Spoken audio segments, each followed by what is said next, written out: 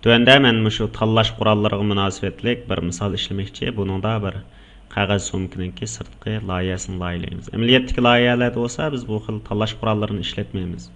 Boshqa qurollarni ko'proq ishlatamiz, tanlash qurollarini qo'shimcha ishlatamiz. Biroq tanlash qurollari Photoshopdagi intayin muhim qurollarning birisi. Men oldingi darslarda mush tanlash qurollari to'g'risida oid tafsil to'xtaldim. Endi shu tanlash qurollarininki ba'zi bir iqtidorlarni ishlatib, qanday unumlarni chiqarib bo'lganligini ko'rib boqaylik. Misal uchun o'xshashlar hujjat tizimligidan chiqibki yangidan qurish buyrug'ini ijro qilaman. Bu yerda kengligini 779, egizligini 459 piksel qilib, rang kanalini RGB shaklda, oq ko'rinishini oq rang oltida bir yangi bet quraman. Buningki kengligini cho'qim 779, egizligini cho'qim 459 qilishinglarning o'rni yo'q.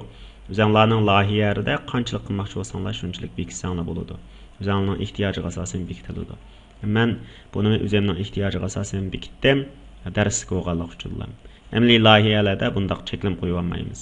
Jazmlashtirsam bir yangi bet ochiladi. Bu yangi betda oq ko'rinish, oq rang bo'lgan bir ko'rinishlar bor. Ammo mushunga tanlash qurollaridan foydalanib, bir dona so'mkaninki sirtqi ko'rinishni loyihalamoqchi. Birinchi holatda tik to'rt bo'lgan shaklda tanlash qurolini oson bo'ldi. Yoki bo'lmasa nuqtalarning orasini tutashtirish orqali tanlashib boradigan qurolni oson bo'ldi. Qaysini oson o'xshash. Nuqtirish orqali tanlash rayini hosil qilgan qurolni oldim. Bir nuqtani bekitib olgandan keyin nuqtalarni o'zaro tutashtirib, bir dona tanlash rayini hosil qilib olaman. Ondan qavatga yangi bir qavat qurib, oldi ko'rinishning rangini muvofiq holatda tanshab, qaysi xil rangni qilmoqchi bo'lgan bo'lsam, bak qop-qora bo'lib ketsa yaxshi chiqmaydi. Chunki haqiqiy qog'oz qoplarninki rangi tum qora bo'lmaydi. Shuni susroq qora rangni ilib, bu yerga to'kib beraman. Ondan bu xil tanlashni bekor qilib o'tman. Albatta buni egiz bo'lib qopti yoki bulonlarning tangshilishi yaxshi bo'lmabdi yoki kangirligi yaxshi bo'lmabdi deb qarasanglar, ko'nikib taqsin Ctrl T ni bosib muvofiq holatda tangshib olsanglar bo'ldi. Masalan, egizligini biroz tangshib qo'yay.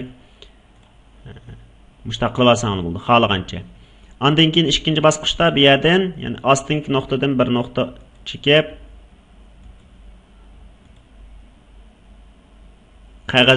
qog'oz qopninki qilinligini chiqaraman. Ondan bunimi yana qavatda yangi bir qavat qurilib, o'xshashlanmish oldi ko'rinishdagi rangni bu yerga to'kib beraman. To'kib bergandan keyin qarsam, umumiy qog'oz qopninki ko'rinishiga yaqinroq bir narsa hosil bo'ldi. Mayadagi orliq bek keng qopdi. Mayli keng qolsa biz mana navbatdagi qavat tanlaqli qoldi dedi ekan, tanlab biroz surib qo'ysak, bu xil shaklda shakllandi. Mana ostidagi bulongdagi cheketga o'rinni o'chirib o'tay. O'rinni muvofiq tangshib olgandan keyin yanlar o'xshashmi shu nuqtirish orqali tanlash qurolidan foydalanib, men bu orliqdagi qatlangan o'rinni chiqaraman. Buningga ko'nikib taqsdan Ctrl Delete ko'nikisini bosish orqali navbatdagi oq ko'rinishning rangi bo'lgan oq rangni to'kib bersak bo'ladi, yoki bo'lmasa boshqa rang to'kish qurollaridan foydalansak bo'ladi. Men bu yerda tanlash qurollaridan boshqa qurollarni bek ishlatib ketmaslik uchun ko'nikib taqsdan Ctrl Delete bilan bir rang to'kib berman. Bu rang to'kadiganni ayrim qavat qilib olaman. Ko'nikib taqsdan Ctrl Delete ni bosdim, bir oq rang to'kildi. To'kilgandan keyin Ctrl D bilan tanlashni amaldan qoldirdim. Amaldan qoldirib aytganning yoqi mushu qavatninki offside'si, ya'ni suzuklik darajasini bilinmas holatga akab qo'yman. Taxminan 5% bo'pti. Ondan keyin o'chigish qurolini ilib, o'chigish qurolininki muvofiqini tanlab, qaysini tanlasanglar, o'zingizning ko'ngilda muvofiq bo'ladi deb qarsanglar, muvofiq birisini tanlasanglar bo'ldi. Men navbatdagi mush turini tanladim. Tanlab, buni biroz kichikiltib, buningki navbatdagi offside'sini 100% qo'yib, bundaroq o'chirib etdim. Ondan keyin buningki suzuklik darajasini, ya'ni offside'ni muvofiq tangshab muvofiq qismlarini o'chiraman. O'sha yerda faqat bir qatlanganlik tuyg'usini hosil qilsak ham bo'ldi, muvofiq holatda o'chiribmiz. Mavo bek tik ketib qopti. Tachkesim toza yaxshi ko'rinmayotgan, leyt orqali navbatdagi qavatdan o'chirib etdim. Muvofiq holatda tangshib qo'yay. Tangshgandan keyin chambar shaklli tanlash qurolini ilib bir dona kichik tochka tanlab olaman. Shift knoppasini bosib turib qilsam, o'lchamlik tochka chiqadi. Ondan keyin buningga yangi bir qavat qurilib, knopka taqsidan Ctrl Delete ni bosish orqali oq rangni seplab beraman. Ctrl D ni bosish orqali navbatdagi tanlash rayini o'chirib o'taman. Ondan mana avtomatik tanlash degan turni elib etmasak, nega cheksak shuni tanlab olib oxir ko'rinishga cheklib ketadi. Biz rangni ko'rmaganligimiz uchun shuni elib etdim, elib etib turib yo'tkisam bu yerga oq rangli tochka hosil bo'ladi. Mouse'ning o'ng knopkasini mushning ustida chekib, unum berish degan turdan buningga ishchiga ko'langi beraman. Ishchi qismiga ko'langi beramiz. Ko'langa 3 yani razmir 3 bo'lsin. Qolganini mushkul holatda bekitib qo'yaman. Jazmlashtirdim. Undan keyin buni Alt knopkasini bosib turib bir nusxa ko'paytiraman. Ko'paytib olgandan keyin sirtmoq shaklli tanlash qurolini tanlab, bu yerga bir tutqichningki shaklini chiqaraman.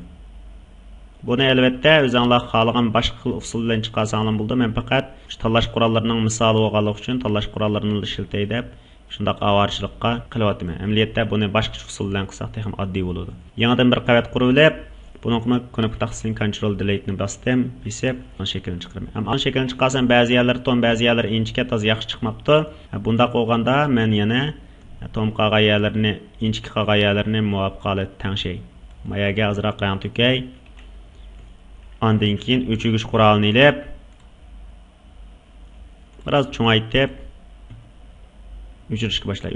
O'chirgich qurolini olgan vaqtida bu qitam mana girvika bek g'ovalmagan olayli. Buni biroz kichikiltay razmirni. Ondan buni o'zgartirish shaklini tanlab o'rinni muvofiq tanglab qo'ydim. Tanglab qo'yganning yoqi buningga unum berayman. Mush qavatning ustida mousening o'ng knopkasini chekib, unum berishni tanlab, sirtiga ko'langi berish degan turdan sirtiga biroz ko'langi berib qo'yay. Ko'langa 3 bo'lsin. Mana 3 bo'lsin razmirmi. Mana bo'ldi 6 5 qo'yaverayli. Arliqni. Ondan keyin buningki quvvalik darajasini muvofiq qilib bekitaylik. Boshqacha unumlarni bersak bo'ladi. Mushkul shaklda bir oddiy holatdagi qopni loyilasak bo'ladi. Ondan keyin men yana chambar shaklli tanlash qurolini ilib, bu yerga bir chambar shaklli, ya'ni ellips shaklli bir tanlash rayini sizmi. Buni muvofiq o'ringa tangshiganning yoqi oq ko'rinishning o'zini tanlab turib, yangidan qavat qurishni tanlasam, bu yerga qavat altini qurib turdi. Ondan keyin oldi ko'rinishning rangini Alt Delete knopkasi bilan mushningga to'kib beraylik. Navbatki tanlash o'rnini turaversin, slaydni chekirib, modifydan mush tanlash rayini kichikiltma degan turni 25 px birlik kichikiltaylik. Modify'ni chekirib, paylashtirish unumini biz 33 px paylashtirish unumini beraylik.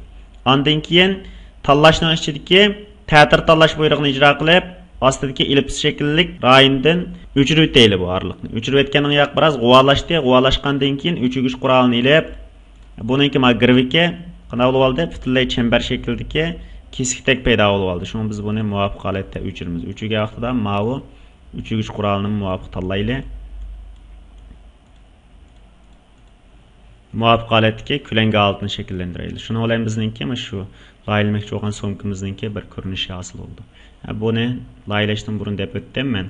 Faqat mush tanlash qurollarininki tegishli o'rinlari bo'lganligi uchun shu tanlash qurollariga munosabatli rayonlarni so'zladim. Buni bezash jihatdagi har xil, masalan, og'amchining shakli og'amchidek chiqsin, qoplar o'lchamlik chiqsin deganlarni boshqa darslarda ayrim so'zlaymiz. Bu dars mushayiq bo'lsin.